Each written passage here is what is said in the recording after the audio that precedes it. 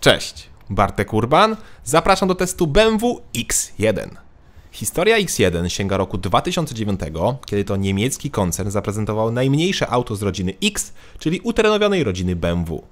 Druga generacja pojawiła się w 2016 roku, a rok temu, czyli w 2022, pojawiła się trzecia generacja, przed którą właśnie stoję. I jest to generacja o kodowym oznaczeniu U11.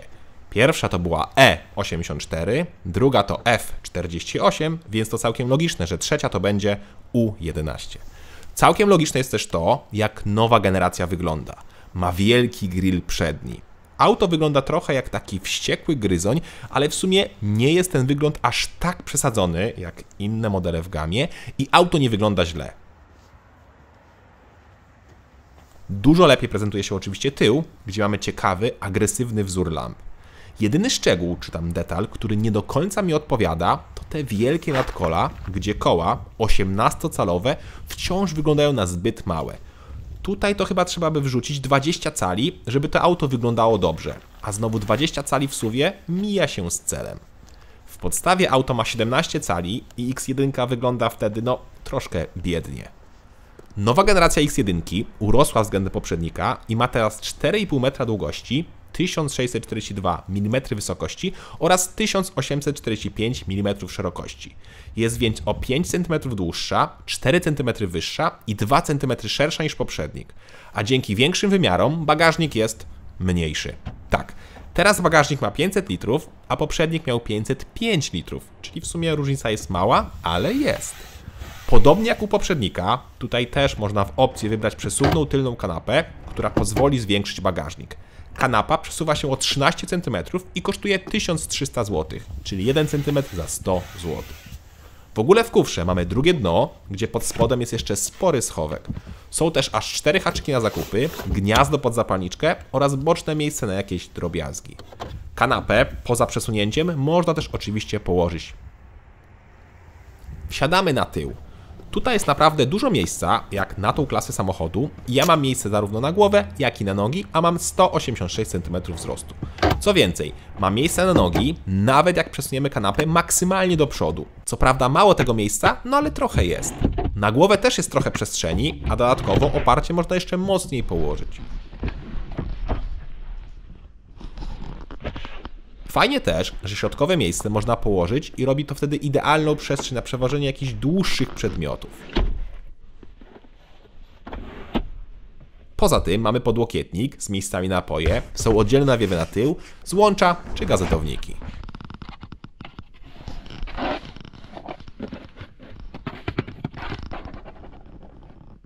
Z przodu natomiast u mnie są fotele w pełni elektryczne, skórzane oraz podgrzewane, ale nic z tego nie dostajemy w podstawie. W podstawie fotel jest szmaciany i manualny. A nie, przepraszam, ja nie miałem w pełni elektrycznego, bo nie miałem regulacji lędźwi, za to też trzeba dopłacić. Ale sam fotel i pozycja są bardzo dobre i wygodne. I ja w ogóle miałem opcjonalne sportowe fotele. W podstawie są płytsze stołki. Zupełnie inny wygląd i kształt ma deska rozdzielcza z klasycznymi już dla nowych BMW 2 tabletami połączonymi w całość i przyczepionymi na górze deski rozdzielczej. Nie jest to mój styl i mi się to kompletnie nie podoba, ale to nie jest najgorsze. Najgorsze w nowej X1 jest to, że nie ma już regulacji klimatyzacji za pomocą pokręteł i fizycznych przycisków. Teraz wszystko robimy na ekranie oraz co jeszcze gorsze, albo tak samo złe, to nie mamy już pokrętła iDrive, tylko wszystko musimy obsługiwać za pomocą palucha po ekranie. Tak, są jeszcze komendy głosowe, ale wybaczcie, ja ich w żadnym aucie nie używam, bo uważam to za stratę czasu i nerwów. Zawsze to trwa długo i często asystent nas nie rozumie. Nie rozumiem też, dlaczego zegary cyfrowe wciąż mają takie brzydkie, futurystyczne motywy. To znaczy ja rozumiem, że komuś mogło się takie podobać, ale dlaczego nie dodać jakichś klasycznych motywów do wyboru? Skoro mamy już wielkie tablety, to chociażby pozwólmy je personalizować, tak jak to jest na przykład w telefonach czy tabletach.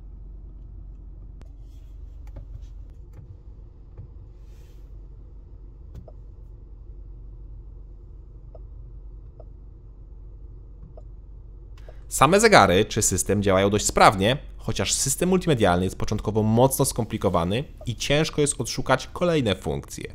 Dobrze, że na kierownicy mamy fizyczne przyciski. Szkoda, że mają jakiś dziwny układ i ja na przykład nie potrafiłem rozpracować adaptacyjnego tempomatu i zmieniania odległości auta przed nami. Pora więc sprawdzić materiały, które są średnie jak na klasę premium, w której BMW X1 z pewnością jest. Chociaż może nie tyle mam problem z materiałami, poza Piano Black, bo to zawsze będę krytykował, tak większy problem mam ze spasowaniem, bo pod naciskiem słychać skrzypnięcia. Ale moim zdaniem i tak jest lepiej niż w poprzedniku.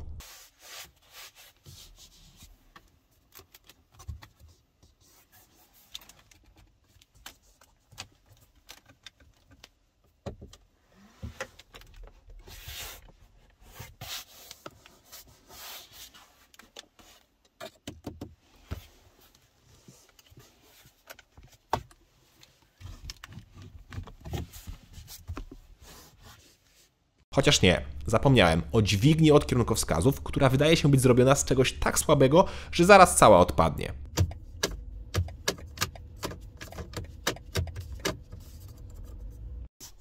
To rzućmy jeszcze okiem na schowki, w tym na pionową ładowarkę do telefonu. Dziwna.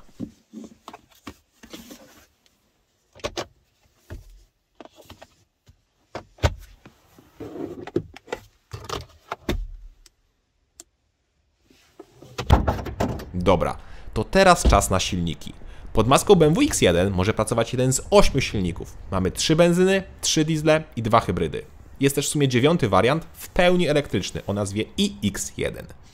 Jak widzicie, dwie podstawowe benzyny to 3-cylindrowe 1.5 turbo o mocach 136 lub 170 koni. Dalej mamy 2-litrową benzynę o mocy 218 koni oraz dwa 2-litrowe turbo diesle 163 oraz 211 koni. Hybrydy PHEV są oparte o 3-cylindrowe silniki turbo benzynowe i łącznie mają 245 lub aż 326 koni. Elektryk ma 272 konie.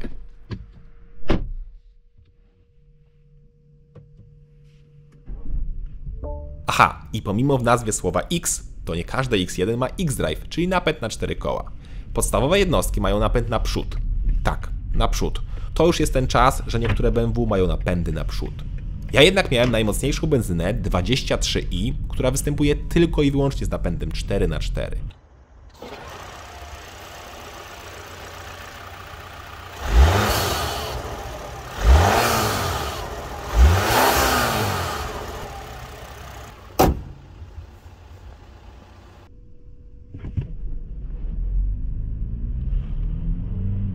Czyli miałem 2-litrową benzynę turbo o mocy 204 koni oraz o momencie 320 Nm, ale to nie wszystko, bo jest jeszcze miękka hybryda o mocy 14 koni i 55 Nm, więc łącznie miałem 218 koni.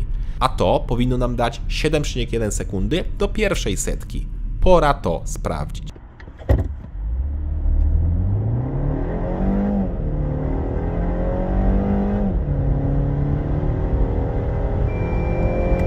Najlepszy wynik, jaki osiągnąłem, to 7,4 sekundy i co ciekawe, w trybie skrzyni biegów L, czyli trybie low, gdzie mamy większe hamowanie silnikiem.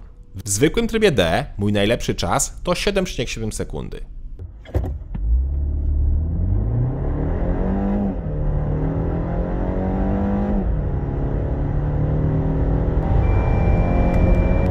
Nie miałem trybu sportowego skrzyni, ani procedury startu, ale widziałem, że za dopłatą jest skrzynia z łopatkami, więc być może tam jest tryb sportowy. W ogóle to jest dwusprzęgowa skrzynia biegów firmy Aisin i muszę ją pochwalić, w miarę szybko reagowała.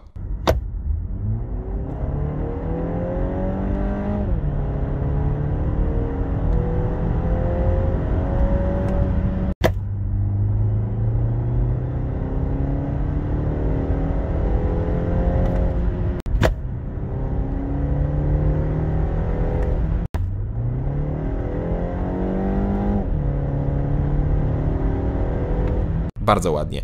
Nieźle też wygląda spalanie, bo w mieście potrafię mieć okolice 8,5 litra, co na benzynowe ponad 200 koni w małym SUV-ie z 4x4 jest przyzwoitym wynikiem. A auto też nie jest lekkie i waży ponad 1700 kg. Na trasie przy 90 zużycie oscyluje około 5 litrów, przy 120 około 6,5, a przy 140 już 9. Czyli do 120 jest całkiem ekonomicznie. I w miarę cicho. Naprawdę, w sumie nawet przy 140 w kabinie nie jest głośno.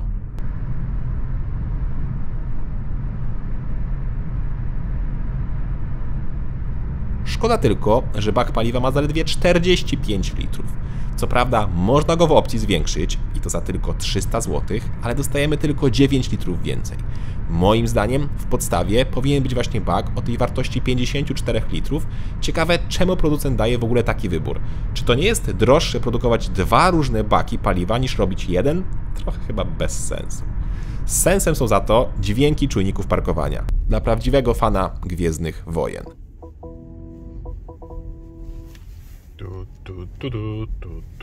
W ogóle muszę też pochwalić jakość kamer. Ta jest rewelacyjna. Podobnie jak prowadzenie i czucie auta. Tak jak mówiłem, X1 jest autem przednionapędowym, a więc w przypadku X-Drive'a mamy dołączaną tylną oś. Dodatkowo samochód ma 20 cm prześwitu, więc powinien mieć tendencję do wyjeżdżania przodem oraz do bujania nadwoziem. Nic bardziej mylnego. Auto jeździ jak na BMW przystało, pewnie i sztywno, ale nie za twardo. Do tego wszystkiego jest naprawdę zwrotne, co w mieście się przydaje, bo przecież te auta właśnie tutaj będą jeździły. Pora więc na cennik. Żeby stać się posiadaczem nowego BMW X1, trzeba wyłożyć minimum 165 tysięcy złotych za 3-cylindrowe 1.5 turbo o mocy 136 koni i z napędem naprzód. Podstawowy diesel o mocy 150 koni to wydatek 185 tysięcy złotych i on też ma napęd naprzód. Jak chcecie napęd 4x4, to trzeba wyłożyć 200 tysięcy złotych i wtedy możecie kupić albo diesla o mocy 163 koni, albo testowaną benzynę 23i o mocy 218 koni. Hybrydy kosztują kolejno 220 lub 235 tysięcy złotych, a elektryk 250 tysięcy złotych. Swoją drogą, zwróciliście uwagę, jak równe liczby są cenami dla tego samochodu? To mi się podoba. To znaczy, podobają mi się okrągłe liczby, a nie ich wysokość, czy tam wartość, bo uważam, że auto jest bardzo drogie. I mój egzemplarz nie kosztował 200 tysięcy, tylko 243 tysiące złotych. Jeśli myślicie, że jest to już pułap BMW X3, to się mylicie. X3 jest droższa o 45 tysięcy złotych z tym samym silnikiem, a to jest też bardzo dużo. A nowe X1 wcale nie jest złym autem. Poważnie, bardzo miło się zdziwiłem, bo spełnia pewnie wszystkie oczekiwania osób, które szukają małego SUV-a, czy tam crossovera. Jest bardzo przestronne, ma wciąż w miarę kompaktowe wymiary, ma 20-centymetrowy prześwit, świetnie jeździ, jest zwrotne i jest nowoczesne. Ma też całkiem ekonomiczne silniki oraz w opcji ma napęd na wszystkie koła. Oczywiście, ja nie lubię tych tabletów w środku i obsługi wszystkiego paluchami, ale podobno tego chcą klienci. Więc jeśli to lubicie i podoba Wam się wizualnie, to naprawdę BMW X1 Was nie zawiedzie. Cześć!